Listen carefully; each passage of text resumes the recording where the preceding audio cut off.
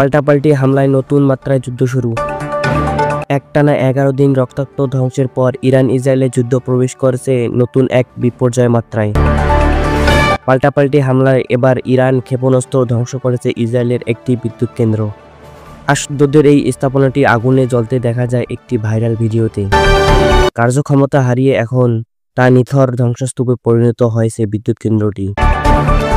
সোমবার ভোরে মাত্র 40 মিনিটে আকাশচুম্বী রণহুঙ্কার তুলে ইরান ছুড়ে দেয় কয়েক ডজন ক্ষেপণাস্ত্র। এর মধ্যে একটি মিসাইল ইসরায়েলের দক্ষিণ অঞ্চলের একটি বিদ্যুৎ কেন্দ্রে আঘাত করে। ইসরায়েলের জ্বালানি মন্ত্রী জানিয়েছেন, এই হামলার পর বর্তমান সেখানে প্রায় 8,000 বাড়ি বিদ্যুৎহীন হয়ে পড়ে আছে।